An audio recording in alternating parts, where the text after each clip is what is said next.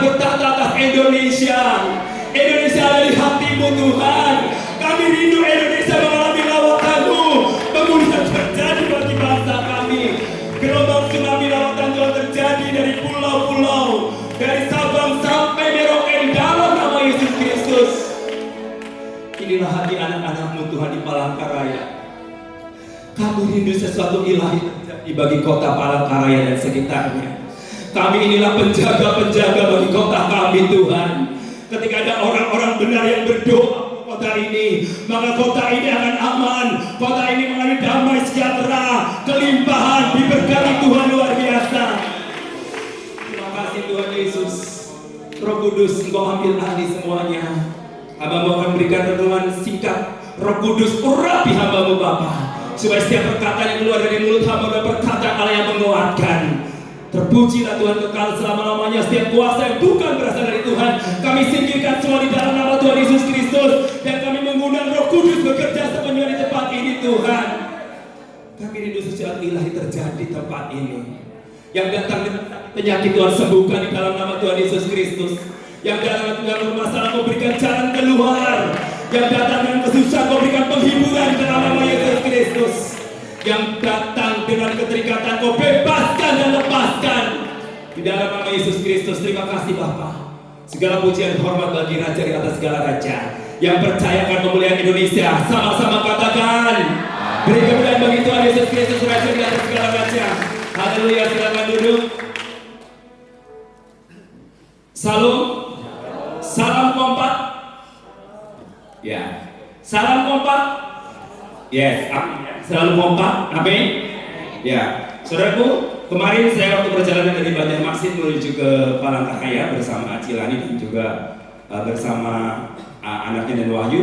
Saya bilang sama Cilani, kita masuk menara doa yuk besok, maksudnya hari ini.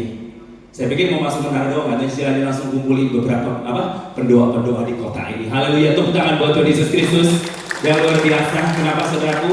Dan setiap saya pergi ke satu kota pasti saya tanya, ada menara doa enggak? Kenapa saudaraku?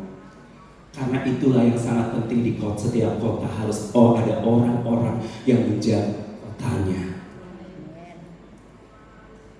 Saya selalu cari ada menara doa enggak? Ketika berbicara menara doa, ada. Itu sukacita yang melimpah dan melonjak luar biasa. Berarti di sini ada orang-orang benar yang cinta Tuhan mati-matian, bersatu berdoa untuk menjaga keamanan kota tercinta, yaitu kota Palangkaraya. Kalau saudara ditempatkan di kota Palangkaraya, berarti Tuhan punya tujuan untuk kota Palangkaraya. Siapa yang bertanggung jawab atas kota itu? Masa yang bertanggung jawab atas kota Palangkaraya dan orang-orang yang jauh di sana yang bukan ada di Palangkaraya. Meskipun kita berasal dari berbagai suku, mungkin ada dari suku Batak, ada suku Jawa, ada Chinese, ada suku Dayak, ada dari Flores, dari Papua, datang ke tempat ini bukan sembarangan datang, tetapi Alkitab berkata kamu dibuang ke tempat ini untuk menjaga dan mengusahakan kesejahteraan bagi kota di mana Tuhan tempatkan. Saya orang Jawa Tengah, tapi saya ada di kota Sukabumi. Makanya saya membangun menara doa di kota Sukabumi. Supaya ada apa? Supaya ada orang-orang benar yang berdoa, bukan satu denominasi, tetapi dari berbagai denominasi datang bersekutu berdoa bersama-sama untuk menjaga kota itu. Kenapa penjagaan kota begitu penting, saudaraku? Karena bicara kota itu bicara penguasa teritorial, ya. Penguasa teritorial setiap kota itu beda, saudaraku. Kalau di Palangkaraya penguasa teritorial artinya dari dunia spirit, artinya roh jahat yang ada di udara. Siapa penguasanya di sini? Nah, itu hanya bisa dilawan bukan dengan kekuatan fisik kita, tapi adalah kekuatan spirit, kekuatan roh yang bisa menaklukkan penguasa teritorial sehingga terjadilah ledakan kebangunan rohani bagi Palangkaraya. Amin. Nah, saudaraku, di kota Sukabumi saya beberapa pengalaman. Kota Sukabumi beberapa kali mau diserang, ya, mau diserang, mau dihancurkan. Bahkan pada tahun 2004 itu terjadi bom meledak di kota Sukabumi, yaitu dari salah seorang orang yang dikenal dikasih kado di hari Natal, pas perayaan Natal, dan diterima dengan senang hati. Dan kemudian perjalanan di dekat gereja saya, bom itu meledak. Dan ini menewaskan beberapa orang itu. Nah, ketika bom itu meledak, semua gereja Tuhan bersatu berdoa. Saya juga lihat setelah terjadi kerusuhan di mana-mana, baru gereja Tuhan bangkit berdoa. Apakah harus digoncang dulu baru umat Tuhan bersatu berdoa? Manado berdoa, Jakarta berdoa, Surabaya berdoa, di seluruh Indonesia berdoa untuk Indonesia. Apakah ketika kita berkumpul berdoa karena ada goncangan baru kita berkumpul? Itu pertanyaannya, saudaraku. Apakah setiap goncangan baru kita berkumpul? Saudaraku, banyak orang-orang Kristen yang berkumpul ketika ada goncangan-goncangan terjadi. Kenapa berkali-kali Indonesia digoncang? Mungkin karena ketika kita hidup dalam comfort zone, zona nyaman, kita ini udah aman saja. Jadi nggak perlu berkumpul berdoa, cukup di gereja udah cukup, nggak perlu berdoa kesatuan. Saudaraku, ada Alkitab berkata begini, anak manusia tidak ada tempat untuk meletakkan kepalanya. Saya bingung, apa artinya? Ternyata itu bicara kesatuan tubuh Kristus. Kenapa? Karena kita semua gereja, denominasi itu berbeda-beda dan masing-masing punya kelebihan dan kekurangannya. Dan kita adalah tubuh Kristus. Dan kepala gereja siapa, saudaraku? Bukan ketua denominasi atau sinode, tetapi Tuhan Yesus Kristus. Kenapa Tuhan Yesus tidak ada ketika datang tidak ada tempat untuk meletakkan kepalanya? Karena gereja masih terpisah-pisah.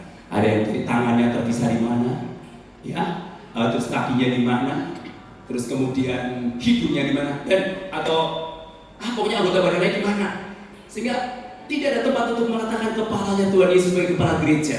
Tetapi ketika gereja bersatu, tangan menyatu dengan tubuh semua anggota itu bersatu, saling melengkapi, maka Yesus datang untuk meletakkan kepalanya sebagai kepala gereja. Haleluya. Yes. Saudaraku, kita buka Alkitab kita di dalam Kejadian pasal 18 ayat 26. Oke, Kejadian pasal 18 ayat 26. Tuhan berfirman dari 25 ya, biar dari ayat 25. Jauhlah kiranya daripadamu untuk berbuat demikian, membunuh orang benar bersama-sama dengan orang fasik, sehingga orang benar itu seolah-olah sama dengan orang fasik. Jauhlah kiranya yang demikian, dan padamu masakan hakim segenap bumi tidak menghukum dengan adil. Tuhan berfirman, jika kudapati 50 orang benar dalam kota Sodom, aku akan mengampuni seluruh tempat itu karena mereka. Saudaraku, bicara kota Sodom dan Gomora itu kota yang sangat terkenal dengan dosa.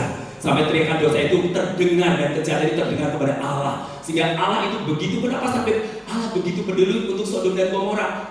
Dia ingat Abraham. Abraham, kenapa Abraham itu begitu sangat spesial di hadapan Tuhan? Ternyata Abraham adalah satu pribadi yang luar biasa, dia berkawan akrab dengan Tuhan. Sampai Tuhan begitu spesial perhatikan pada Abraham.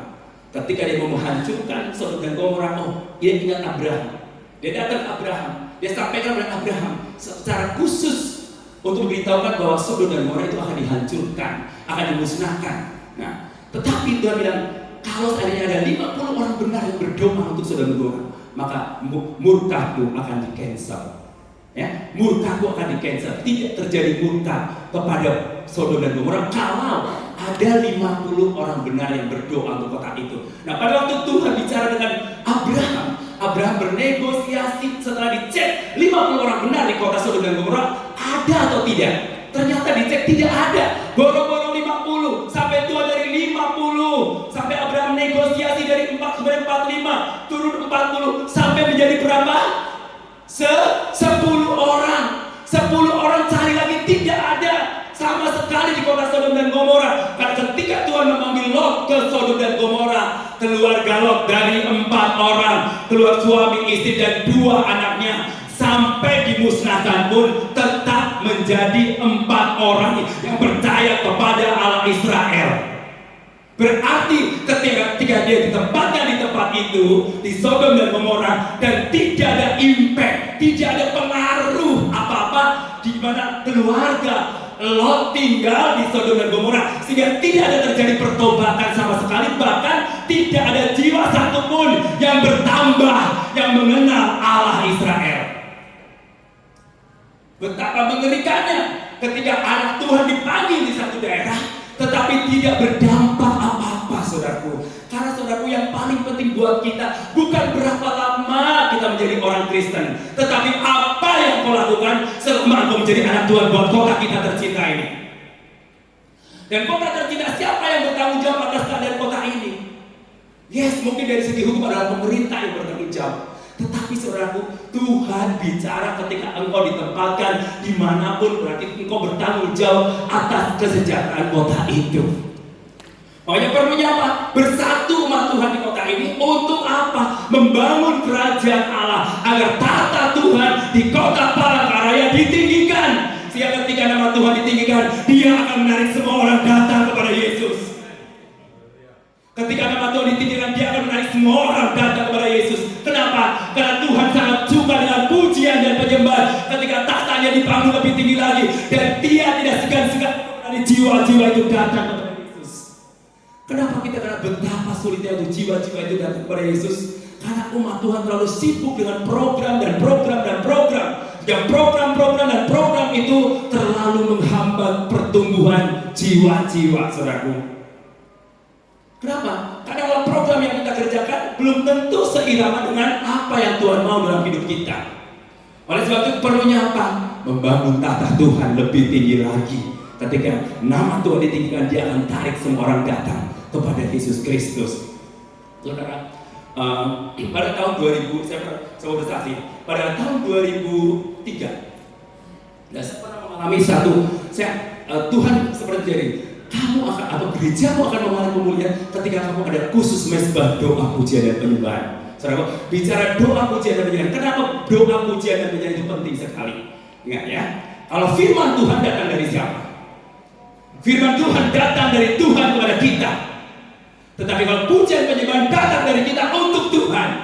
Nah, kadang-kadang kita itu terlalu egois, ya. Maunya firman Tuhan terus, tapi kita tidak mau membangun tahtanya Dia lebih tinggi lagi. Jadi harus dong, take and give. Tuhan kasih firman, kita kasih pujian dan penyembahan kepada Dia. Karena kalau bukan kita yang menyembah dan memuji Tuhan, siapa lagi? Karena kita diciptakan oleh Tuhan untuk menjadi pemuji dan penyembah yang benar dalam roh dan kebenaran. Kenapa? Karena Allah itu roh. Maka kita harus berkomunikasinya, perlu keintiman. Kenapa sampai Abraham itu begitu dekat dengan Allah? Karena dia intim, akrab, bergaul dekat dengan Allah. Sehingga isi hati Tuhan ketika bergaul dekat dengan Allah, maka isi hatinya itu dinyatakan kepada kita. Hanya orang yang intim dan bergaul dengan Allah, isi hatinya yang bisa sampaikan. Ketika dia mau memusnahkan Sodom dan Gomora, dan Allah bicara langsung kepada Abraham. Untuk apa? Memberitahu supaya Abraham juga jangan sampai terkena imbasnya. Bahkan dia memikirkan bagaimana orang-orang benar yang ada di kota itu. Sampai Abraham bernegosiasi. Tuhan, masa sih orang benar sama orang fasik akan sama-sama menjadi musnah? Kan seperti nggak adil. Akhirnya dia negosiasi sampai turun sampai 10, ternyata tidak didapati orang benar yang berdoa untuk Sodom dan Gomora. Akhirnya Sodom dan Gomora itu dimusnahkan, saudaraku. Dan saudaraku, banyak Indonesia sedang digoncang. Banyak orang-orang yang hanya menjadi korban, saudaraku. Saya bicara kenapa? Diprediksi kemarin, kerusuhan kemarin akan terjadi gelombang yang sangat dahsyat untuk kehancuran, anarkis dan lain sebagainya. Tetapi ketika Presiden kita Prabowo bicara, orang yang bertindak anarkis akan ditembak mati. Semua tenang. Semua itu karena apa, saudaraku? Karena ada orang, anak-anak Tuhan yang berdoa untuk meng-cancel daripada mara bahaya dan musibah bencana alam atas Indonesia. Karena saya percaya bahwa Indonesia ada di hatinya Tuhan. Bahkan banyak hamba-hamba Tuhan yang menubuatkan tentang Indonesia, bahwa Indonesia itu adalah menjadi negara yang sangat diberkati, negara adidaya, bahkan akan melebihi negara-negara lain. Dan itu ada di Indonesia. Dan bahkan pendeta-pendeta, hamba-hamba Tuhan yang datang dari luar negeri, pernah di sekitar tahun 2010, dia datang dari Swiss. Dia hanya untuk apa? Tiup shofar, bayangin, tiup shofar keliling seluruh dunia. Dan dia tiba-tiba cari pintu gerbang selatan. Kalau gerbang timur ada di Papua, ya, di Papua, dan gerbang selatan cari di mana titik transformasinya. Dia cari mungkin di Jawa, ternyata terdapat di Jawa Barat. Jawa Barat di mana? Dia cari titiknya di kota ini, di kota ini, di kota ini. Tahu nggak, saudaraku? Saya kaget. Orang Swiss itu datang hanya untuk tiup shofar di kota Sukabumi, saudara. Kenapa kota Sukabumi? Saya bingung waktu cek. Ternyata di Sukabumi ada satu daerah. Sukabumi itu, kalau di sana ada satu laboratorium, satu bangunan yang besar sekali. Dan itu semuanya tempat dewa-dewa, pemujaan dewa. Dari dewa tingkat rendah sampai tingkat tinggi. Bahkan didatangkan satu patung dewa dari Thailand bermuka 4. Datang pakai apa? Didatangkan pakai helikopter. Nah, saudara, nanti kalau ke Sukabumi saya akan ajak ke sana, ya. Saudara, ya kalau mission ke Sukabumi saya ajak ke sana supaya saudara tahu apa yang terjadi. Saudara, itu semua dari dewa tingkat rendah sampai tingkat tinggi, semua dari situ. Yang paling tinggi itu dewa Thailand, saudara. Dewa Thailand. Di situ ada apa? Ada Prabu Siliwangi, dewa teritorialnya yang disembah oleh Jawa Barat, itu spirit teritorial Jawa Barat. Terus kemudian Nyi Roro Kidul di situ, semua pada datang untuk beribadah, untuk mempersembahkan sesuatu. Terus kemudian ada Dewa Julai. Dewa Julai itu paling depan, jadi sapam yang paling depan, saudara. Terus kemudian ada Dewi Kuan Yin. Nah, di situ semua dibangun dan semua datang mempersembahkan, dan bahkan ada yang bertapa di situ, dikasih makan, pokoknya nggak usah bayar. Dan mereka datang, ada satu ibu yang menjaga tempat itu dan didatangkan dari Thailand, saudara. Bayangin, tujuannya untuk apa? Untuk menyebarkan spirit kuasa kegelapan. Nah, spirit kuasa gelap semakin disebarkan dan pendoa-pendoa harus kuat. Dan ketika kita lemah, maka kuasa kegelapan yang akan mengambil alih semuanya itu. Nah, saudaraku, siapa yang bertanggung jawab atas kota itu? Mari kita terus bersatu untuk Indonesia, untuk kota tercinta. Kalau bukan kita, anak-anak Tuhan, siapa lagi yang akan mengusahakan kesejahteraan kota tercinta ini? Palangkaraya, saudara, tempatan Palangkaraya berarti saudara bertanggung jawab atas kota Palangkaraya, ya, dari Palangkaraya sampai ke ujung bumi. Nama Tuhan ditinggikan supaya setiap mulut bertelut, semua lidah mengaku bahwa Yesus Kristus adalah Tuhan di atas segala-galanya. Tidak didapati, akhirnya Tuhan musnahkan. Jadi saudaraku, betapa pentingnya dan kuatnya peranan gereja Tuhan, anak-anak Tuhan yang ada di kota itu. Jadi kalau ketika kota itu lemah, ketika kota itu tidak menjaganya, maka kota itu akan menjadi dingin. Dan mudah sekali, saudara. Waktu saya pergi ke Mentawai, saudara, ke Mentawai, dia bilang ini, megatrust akan terjadi di daerah sana. Wah, saya bilang, oh enggak. Kita anak-anak Tuhan harus berdoa. Dan saya ajak hamba Tuhan doa keliling. Kita doa keliling, kita berdoa untuk Mentawai, agar Mentawai benar menjadi kota yang diberkati Tuhan, bukan kota yang tertutup. Dan dikenal Mentawai adalah salah satu kabupaten yang penduduknya Kristen, mayoritas kita di kabupaten yang tertinggal. Padahal di Mentawai itu, tanahnya subur, penghasilannya bagus, tetapi saudara, infrastrukturnya tidak dibangun dengan baik karena tidak diperhatikan, saudara. Tidak diperhatikan, sehingga akhirnya banyak orang Kristen akhirnya menyeberang dan tinggalkan imannya. Begitu, bahkan ada satu pesantren yang besar di sana. Hanya dengan apa? Bagi-bagi sembako, langsung pada ikut. Kenapa? Karena faktor ekonomi. Karena kemalasan penduduk-penduduk tidak mengolah tanahnya dengan baik.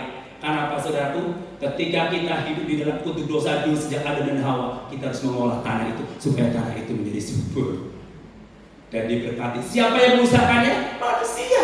Karena kalau biarnya Tuhan kok, tenang aja, ada Tuhan yang menjaga. Yes, Tuhan yang menjaga, Tuhan yang menjaga. Tapi kita berkata bahwa Allah turut bekerja di dalam segala sesuatu untuk mendatangkan kebaikan, turut bekerja. Jadi yang bekerja siapa dulu? Kita. Ketika kita ada doa bersama, dan dia turut bekerja bersama-sama dengan kita, memberkati doa-doa kita, sehingga doa-doa kita itu akan mentransformasi sebuah keadaan di tempat ini. Kalau di tempat saya istilahnya pray, love, and action. Artinya apa? Doa, ya. Di dalam doa itu ada kasih itu bicara apa? Pengampunan, sehingga di antara kita tidak ada permusuhan, sesama hamba Tuhan tidak ada permusuhan, saling mengasihi, saling mengampuni, saling memaafkan. Meskipun mungkin ada kekeliruan atau kesalahan, tapi kita belajar untuk memberikan pengampunan, melepaskan pengampunan, membebaskan kesalahan orang itu. Seperti Tuhan Yesus mengampuni kita, dia tanpa ragu sedikit pun untuk memberikan pengampunan, ya, freedom, dan bahkan dia tidak mengingat kesalahan kita, membuang jauh-jauh pelanggaran-pelanggaran kita dan dosa kita, tidak pernah memperhitungkan kesalahan kita. Dan demikian juga pengampunan yang kita berikan kepada orang lain. Supaya apa? Freedom hidup kita. Dan ketika kita datang menyembah Tuhan, dan penghalang-penghalang itu lenyap, saudaraku. unity, kesatuan, berdoa di dalam kasih. Jadi kalau saudara bisa berdoa teriak-teriak, tetapi kamu masih punya musuh dengan saudaramu, tetanggamu, atau punya musuh dengan sesama hamba Tuhan, rekan sekerja Allah, saudaraku, Tuhan akan bilang bullshit kamu mengasihi Tuhan. Yang kelihatan saja tidak kamu cinta, apalagi yang tidak kelihatan. Makanya saudaraku, jika kamu hidup di dalam kepahitan, mari kita bereskan. Jadi berdoa, pray, love, kasih. Jika kau mengampuni orang yang bersalah kepada Bapamu di surga juga akan mengampuni. Amin. Yes. Dan kemudian action kita. Nah, kegerakan. Action bicara kegerakan. Setelah kita berdoa, ada kegerakan yang kita lakukan. Move, bergerak. Untuk apa? Untuk memenangkan jiwa, untuk memberkati orang-orang yang susah. Alkitab berkata, ketika aku lapar kamu beri aku makan, ketika aku telanjang kamu beri aku pakaian, ketika aku di penjara kamu menengok aku, ketika aku di rumah sakit, ketika aku sakit kamu menjenguk aku. Tuhan, pada waktu orang itu berbicara dengan Tuhan di dalam perumpamaan itu, dia kaget, kapan sih Tuhan sakit, kapan sih Tuhan di penjara, kapan sih Tuhan lapar, kapan Tuhan telanjang, ya kan? Kapan Tuhan tidak berpakaian, kapan Tuhan masuk penjara, kapan? Gak pernah lihat. Tuhan cuma bilang begini, ketika engkau melakukannya untuk kepada salah satu saudaraku yang paling hina, engkau itu melakukannya untuk aku. Jadi mau dikenal sama Tuhan? Gampang saudaraku. Kasih itu harus dipraktekkan. Dia kenal kita. Karena Tuhan kenal kita itu karena kasih, bukan posisi, bukan jabatan. Maka dari saudaraku, di dalam pelayanan kita jangan pernah kita berebut untuk posisi. Meskipun kita nggak punya posisi, yang penting kita berfungsi, berimpact. Kenapa? Tujuan goal Tuhan adalah supaya anak Tuhan di setiap kota itu memberikan dampak, memberikan impact yang luar biasa, sehingga kita orang-orang yang memberikan pengaruh yang positif untuk kota di mana kita tinggal. Jika di setiap kota ada pendoa-pendoa yang terus menjaga kotanya, baik di kabupaten, baik di kota-kota besar, di kota-kota terpencil, di kota-kota yang kecil, mereka bersatu berdoa. Saya percaya saudaraku, Indonesia akan mengalami terobosan dan lawakan yang luar biasa, sehingga gelombang tsunami lawakan Tuhan dari Sabang sampai Merauke akan terjadi Tuhan. Setiap lutut bertelur dan semua lidah mengaku bahwa Yesus Kristus adalah Tuhan. Saudaraku, kalau gereja Tuhan tidak bersatu, nanti iblislah yang akan mengambil alih semuanya. Haleluya. Tuhan Yesus memberkati. Haleluya. Mari kita bangkit dari semua.